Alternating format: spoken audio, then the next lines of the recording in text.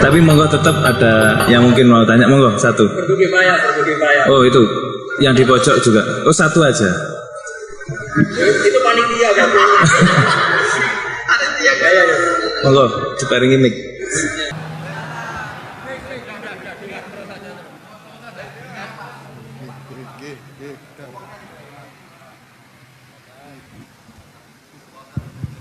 Bismillahirrahmanirrahim. Assalamualaikum warahmatullahi wabarakatuh.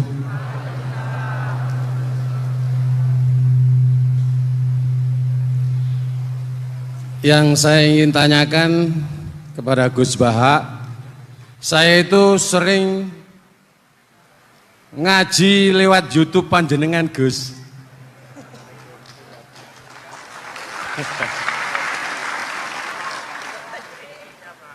Insya Allah ilmu saya tambah walaupun tidak banyak.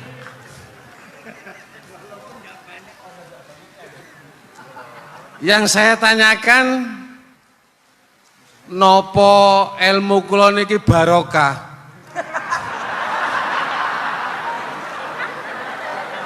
Yang pertama, karena saya ngaji lewat YouTube panjenengan, saya tidak izin. Untuk itu hari ini saya izin panjenengan.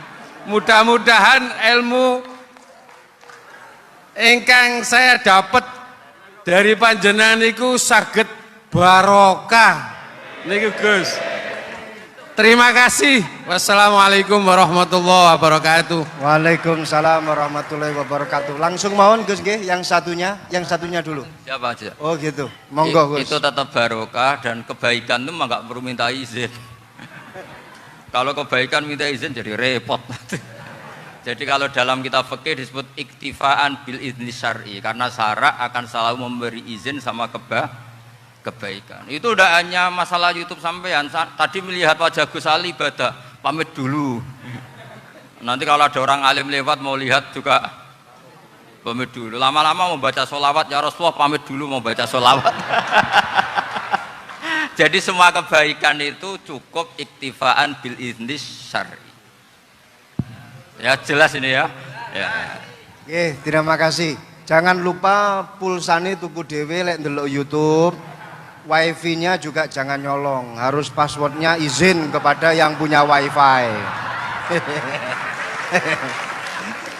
Baru nanti 100% barokah. Mbak yang belakang bisa berdiri, yang mau tanya tadi. Ya, silakan. Bismillahirrahmanirrahim. Assalamualaikum warahmatullahi wabarakatuh. Mohon izin Yai Gus, saya di sini mau tanya, selain sebagai pelajar santri, saya juga sebagai seorang mahasiswi di salah satu universitas di Surabaya. Yang saya tanyakan sebagai pemuda milenial, kita semua tahu bagaimana keadaan demokrasi negara Indonesia saat ini. Yang saya tanyakan, bentuk dari hubul waton minal iman. Hubul waton di sini, bolehkah saya sebagai seorang mahasiswi menyuarakan pendapat saya, berjuang bentuk ijtihad demi keadilan berupa demonstrasi?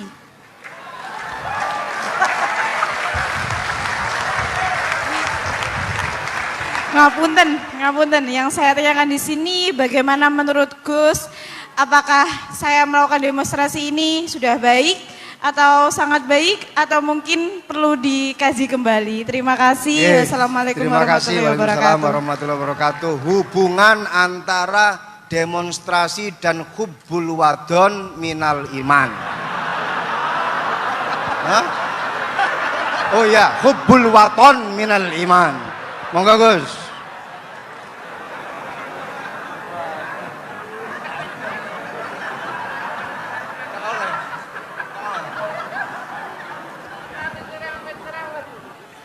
Ini benar-benar ahli.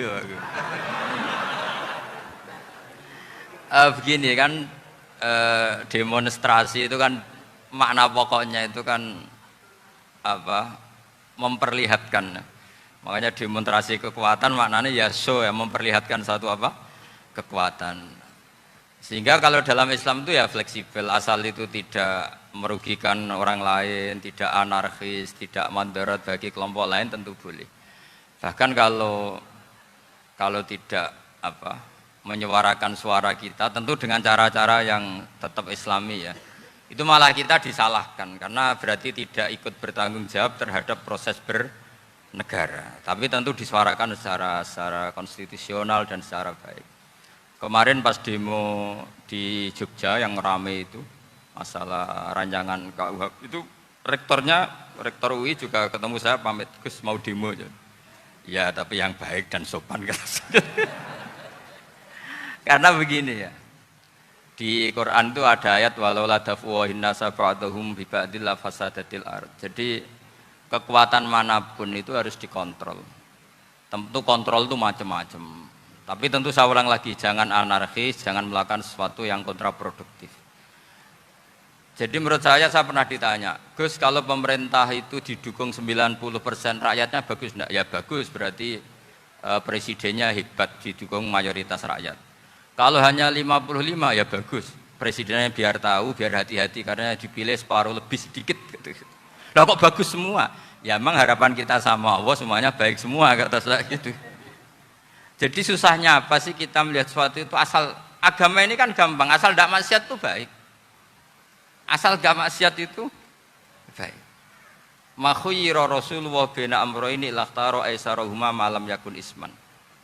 Jadi demo itu bukan, nah kalau demo yang diharamkan sebagian fatwanya ulama tentu yang maknanya yang anarkis. Kalau yang dihalalkan tentu maknanya yang tertib. Itu biasa dalam hukum fikih. Rasulullah ngendikan A, mahmalnya seperti ini. Rasulullah ngendikan B, mahmalnya seperti ini. Karena kadang ngendikanin Nabi cara zahir itu berlawanan. Misalnya Nabi ditanya, amal paling baik apa ya Rasulullah? Nyaur utang gitu. Karena biasa yang ngemplang mungkin yang tanya itu tukang. Tapi kadang Nabi jawab birrul walidain. Kadang jawab as-sholat li awwali waktiha. Karena penanyanya ini beda. Aku nggak tahu sholat. Gimana? Cinta aku nggak tahu sholat. Ya, cinta aku nggak tahu sholat kata beliau. Kan gitu. Jadi ini penting saya utarakan karena zaman Nabi itu ya biasa Nabi misalnya ngendikan sesuatu itu. Terus ada juga sahabat yang memperlihatkan pendapatnya. Tapi tidak niat bantah. Masyhur itu dalam tarikh. Saya beri contoh yang masyhur itu. Nabi pernah sholat duhur itu 2 rakaat. Sebagian riwayat mengatakan asar, tapi yang lebih kuat itu duhur. Setelah 2 rakaat Nabi sholat, itu akabirus sahabat papan atas itu tidak ada yang ngendikan karena mereka sopan semua, tahu etika. Setelah Nabi pulang sudah dekat pintu, ada sahabat yang berdiri. Ya Rasulullah, aku siroti sholatu amnasita. Ini sholat model kosor, apa engkau lupa? Tapi sahabat yang nggak tanya, ini niatnya malah lebih agak-agak buruk. Baguslah kalau sholat terbaru 2, berarti besok ya 2. Karena pakai teori nasah mansuh, berarti hukum itu pakai yang terbaru. Jadi gayanya tidak tanya, tapi lebih sama mungkin yang setuju undang-undang tadi ya tentang rumah tangga, kalau istri nggak mau dikumpuli tetap dipaksa, nanti suaminya bisa dilaporkan ke pengadilan gitu. Saya pasti mikir saya bukan masalah pengadilannya, pasti istrinya cantik. Kalau jelek kan nggak mungkin dipaksa.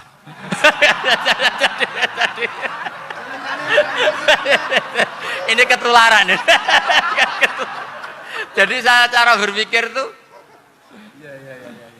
jadi tak pikir lucunya saja, bukan pikir serius. Ketularan ini sudah ketularan ini. Karena keburukan itu mudah nular.